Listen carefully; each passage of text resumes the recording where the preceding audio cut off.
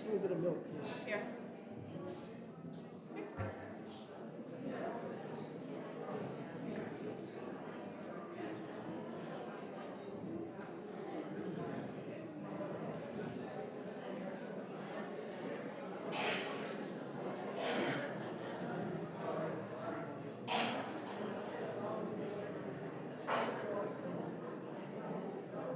All right. Yeah.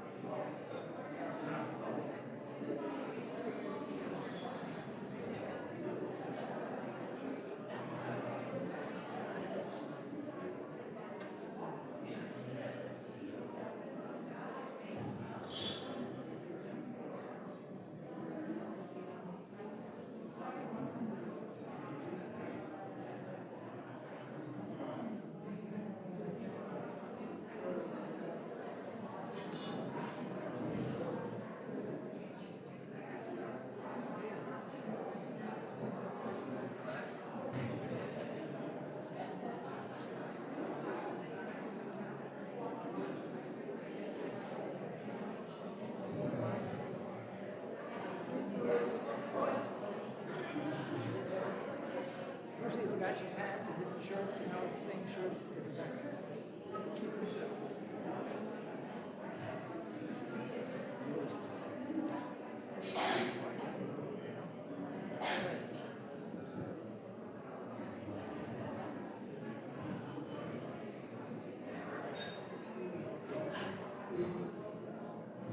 Hello and good afternoon. And welcome to this last concert in the series that has been taking place through the course of the past 10 months. It's good to see you all and good to have you as part of this last concert. So as you're getting settled and teapots are still being delivered, I wanted to welcome you warmly. Je vous souhaite bienvenue au dernier concert de cette série qui a duré depuis le mois d'octobre, je pense. My name is Ian Fraser, and this is the church home that I call home these days. So I'm glad to welcome you all to this concert. Just to let you know a couple of things, if you need washrooms, they are at the back in that corner. Si vous avez besoin de toilettes, c'est dans ce coin-là. And you'll see on the tables there are some bags, and so if you do not finish all of your goodies, you're welcome to use those to take home whatever is left. We do have some door prizes, and I think you received tickets when you came in, and so Sheila and I are going to draw those for you today. And I'll be reading them out, and I'll just use the last 4 digits on your numbers. And for a senior event, I think we probably should have tickets with bigger numbers. I don't know about you, but je vais juste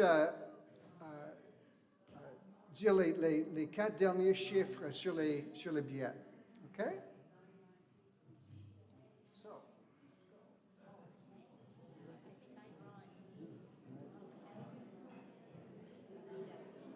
Okay. Oops. Okay, the last 4 digits, 9936, 9936.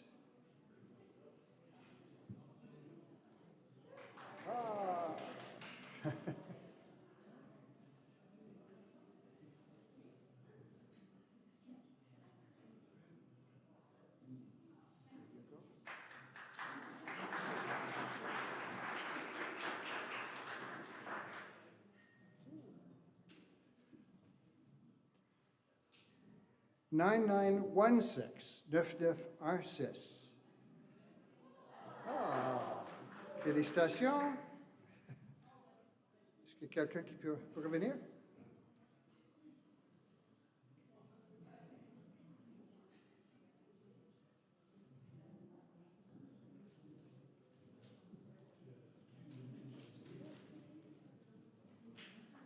Et dernièrement,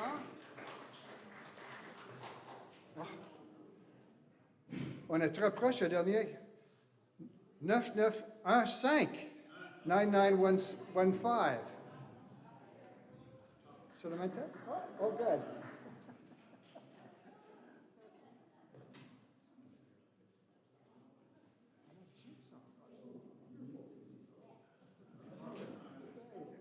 Excellent. Okay. And now it's my great pleasure to welcome our musicians for this afternoon, Purich and Leo. So welcome. Wonderful to have you. We're looking forward to the afternoon.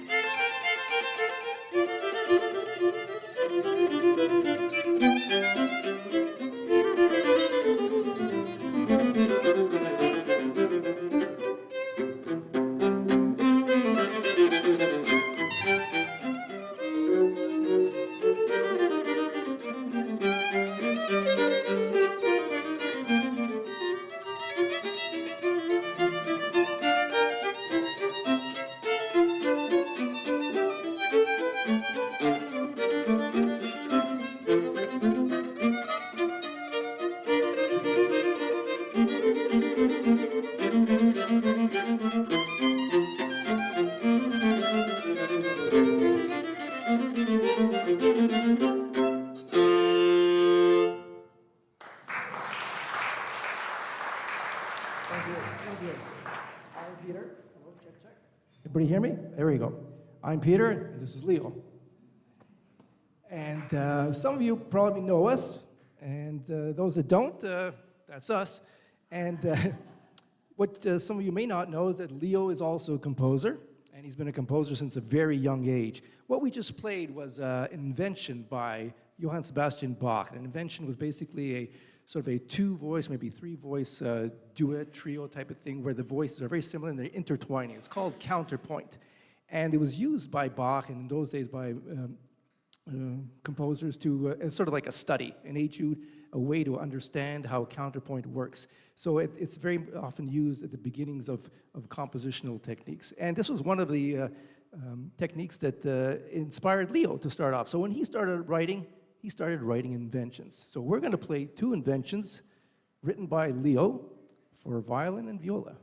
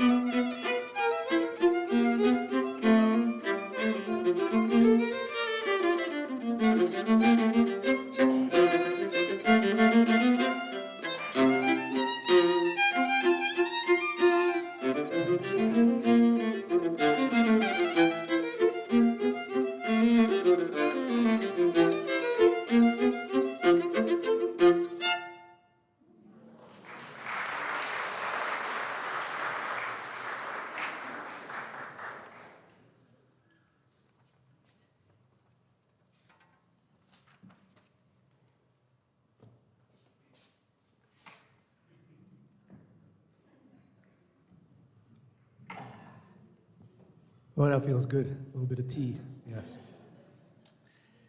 We deserve it too, yes. So, as I said, Leo was composing at a young age. Actually, I like to tell this story is that I used to write a few things and make a bunch of arrangements before like computers got big, and so everything was done on paper, manuscript, working by candlelight, etc. And then at some point, I got a computer program, a notation software, which enabled me to write my music right into the computer, and it was very handy because it made it neat and you could manipulate it. And I thought, hey, Leo, I said, because I wanted him to learn how to write music, and that's why you can teach him how to read. It seems like words. So I said, hey, Leo, take my old arrangements and compositions here and just put them into the computer, make it nice. So he started doing that, but very quickly discovered that the computer will also play back what you write. And then he thought, what if I write my own stuff? And that was it. Boom, he was off. So my stuff didn't get written. Well, until years later, he got very good at engraving, and finally he felt sorry for me, I think, and so he decided to pick up a few of my pieces and wrote them out. So one of them we're going to play now. It's actually a piece that I was commissioned by a friend of mine who was a Suzuki teacher. She played cello. She was doing a recital, and she wanted a piece, like an encore piece, something to do with Suzuki and whatnot. And those of you who know anything about Suzuki music, they start off with Twinkle, Twinkle. And so I said, okay, I'll do a series of variations for cello and piano on Twinkle. And it was okay. And after that, I turned it into a piece for viola. And so that's what I'm going to play now, my Twinkle variations for viola and piano.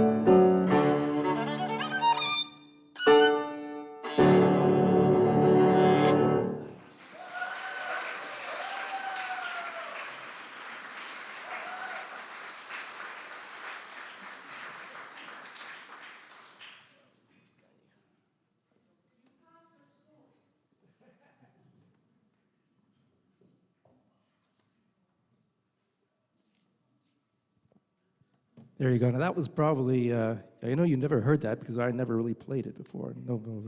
So that's a first time for you, I'm sure. Okay, now we're just going to play a little intermezzo by Mascagni from Cavaliere Rusticana, the opera.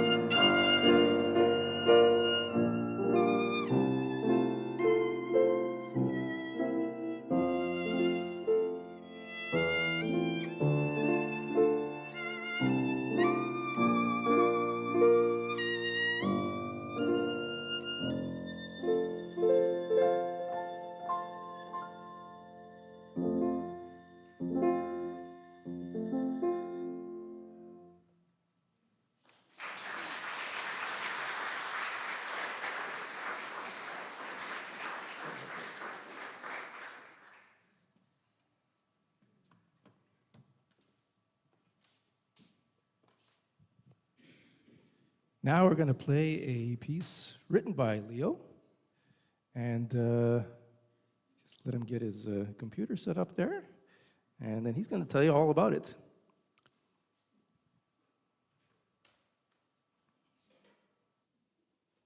And while he's talking, I'm going to get my computer set up. So. Oh, he's got to get his... His instrument, yeah, he's got to play that, yeah.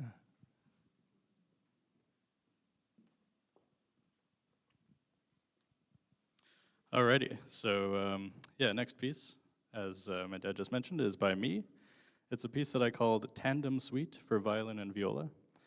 And the reason for this is that my dad and I, in addition to having been playing music together for over 20 years, as many of you, or some of you I think have witnessed that progression. Another thing we like to do together is to go on bike rides. So I thought at some point just a few years ago, I should make a piece that's a duo and is also kind of like a bike ride.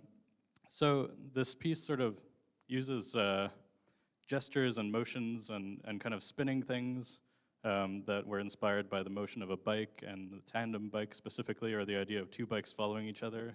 So there's lots of little rotational and like fast, energetic, mechanical kind of motions, but also this sort of long lines of feeling like you're soaring on the bike as you ride, and lots of interplay between the two instruments, the way you have interplay between two people who are going on a bike ride, maybe following each other or having banter or whatever.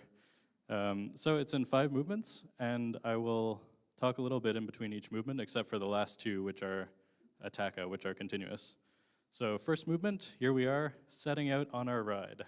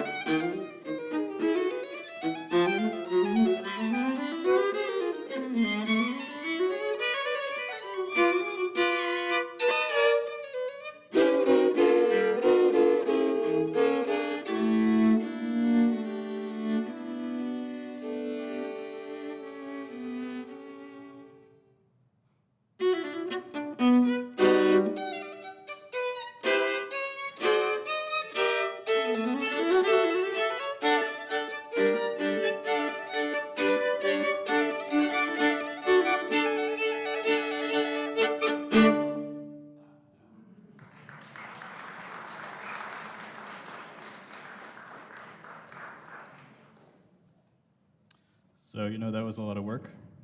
I think we're gonna take it easy a little bit. Sometimes you just wanna chill out a bit on a bike ride. Just look at the water and relax. But sometimes the hills, they sneak up on you.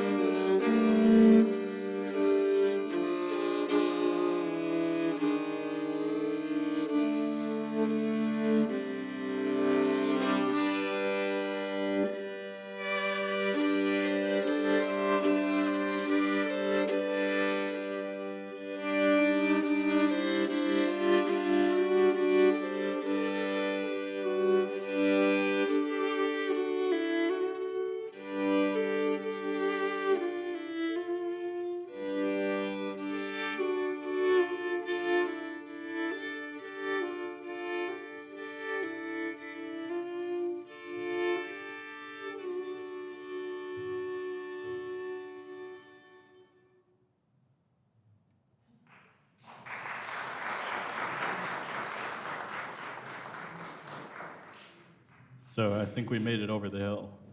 And now it's time to have a good time again. But, you never know when there's going to be some unexpected twists and turns, and maybe a joke or two.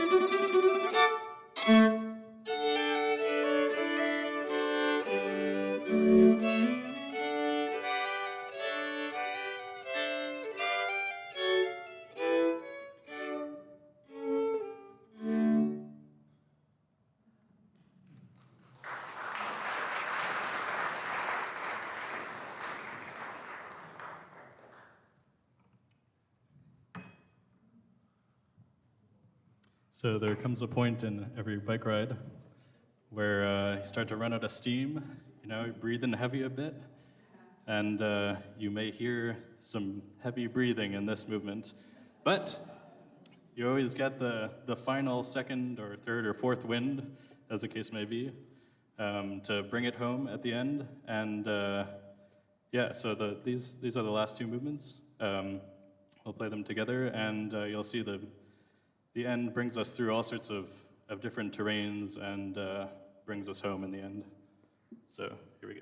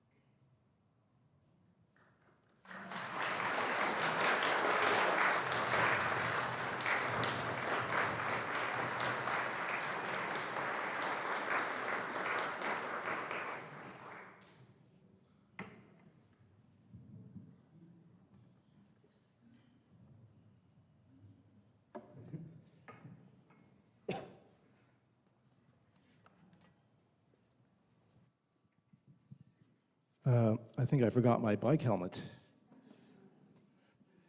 Bit of a run there. Okay. Catch our breath. I'm going to try and do that. We're going to play a favorite of ours, which we played here often, and I know it was a favorite of some of the old seniors that we had here. It's called Salut d'amour by Edward Elgar.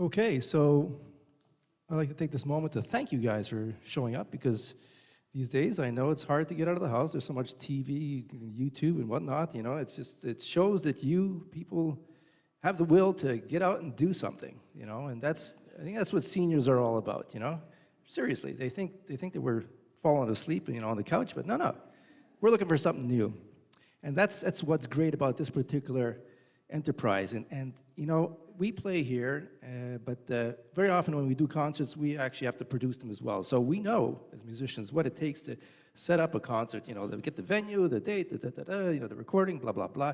And very often we're so busy with that, we don't even have time to practice for the actual show. And for that reason, I like to say that there's a lot of work that goes into these events, not just setting up the tables and stuff, but organizing it from way like a year or two ago type of thing, And for that, I'd like to all give a warm set of applause to Elizabeth Chown, the brains behind this operation. Yay, yay, absolutely. Yeah, take a bow there, Elizabeth. This is all because of her. Yeah. They say, I mean, they leave a 55-year limit, you know, when you minimum limit that you can show up at these things. Brahms was 57 when he decided he's going to retire. He's not going to write any stuff anymore. Hey, he figured, that's it. I'm all written out. I got nothing new. And then, a couple of years later, he met this clarinet player, and he really liked the way the guy played, so he says, you know what, I'll write something for you. And that inspired him to get back in the saddle, as it were, you know, and get creative. And I got to tell you, the stuff that he wrote at that point in his senior years was some of the best stuff ever. The clarinet quintet, the clarinet sonatas, the trios and stuff like that. For me, it's some of the top-notch stuff, which means that seniors can still keep contributing even up to their retirement and past, because he got out of retirement. He died at the age of 63, but anyway, that's another story. He managed to produce some great stuff. So we're going to play a movement from one of his clarinet sonatas, which he later arranged for viola and piano. Oh, I got the wrong instrument. Sorry.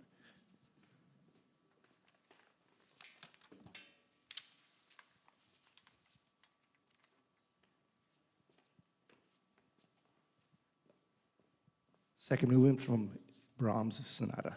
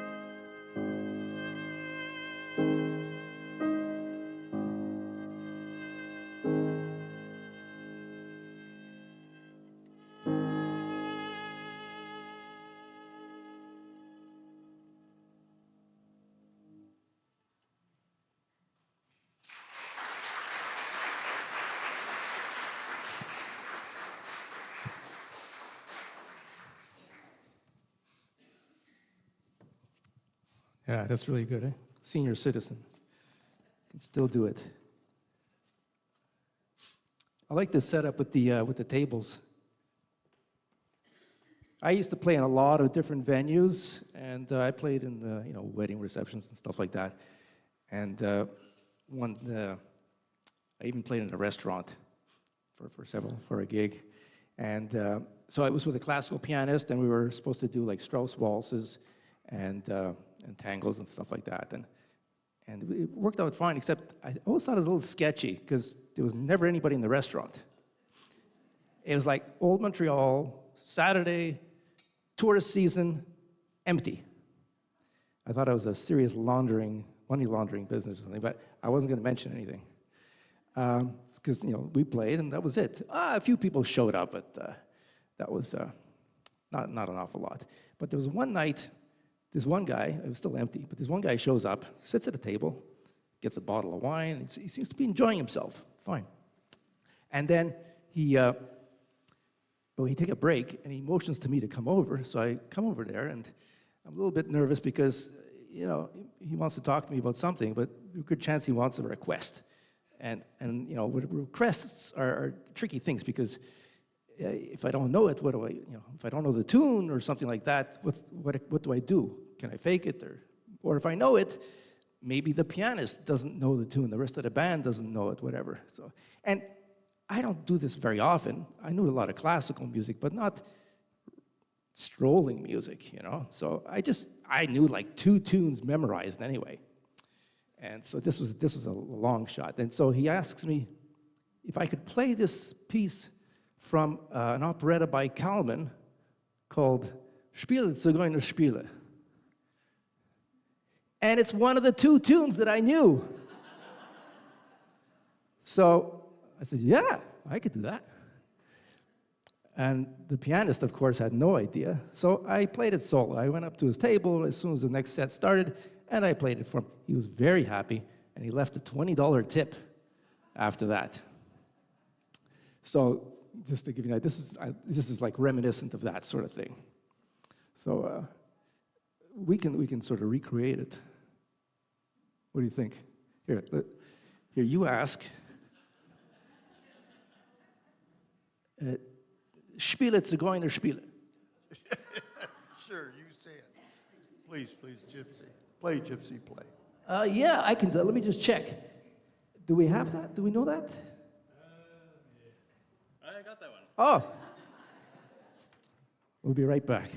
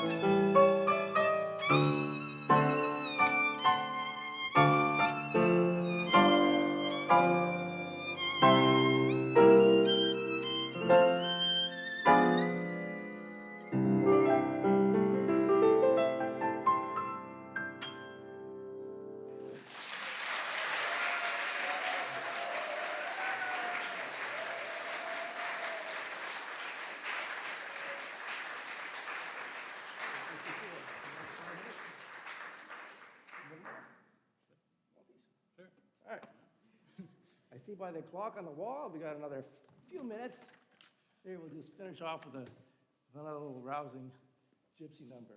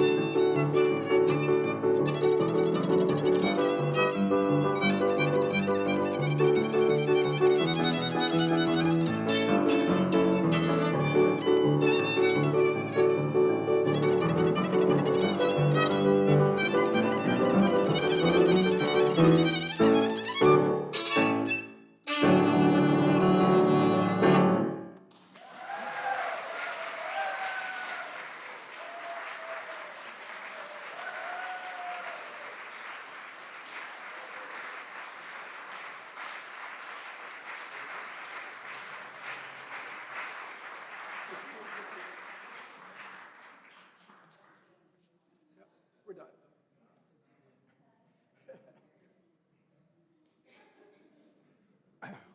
I really want to thank both of you for this amazing afternoon. Leo Purich and Peter Purich. Normally it's the older one that gets the first name, but I think in this case we can flip them. To hear such a great assortment of music, and Leo, a friend was saying recently what an amazing composer you are, and now I know that it's true. Because that was a great bike trip you took us on, une expérience extraordinaire de faire un tour en vélo avec toi. Merci beaucoup. So on behalf of all of us, thank you so much for a delightful afternoon, and also a thank you to all those who helped set up. As Peter already said, Elizabeth has been in charge of these, and it's a lot of work, so thank you for a great, not only afternoon today, but a great year of concerts. It's been wonderful, so thank you.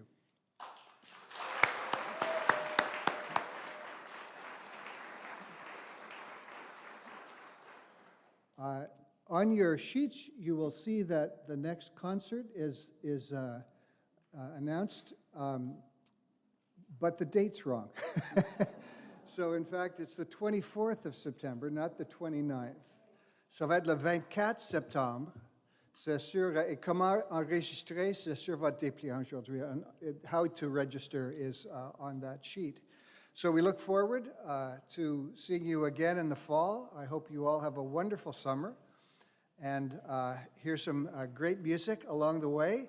And we'll look forward to hearing some more together when the fall comes. Thank you.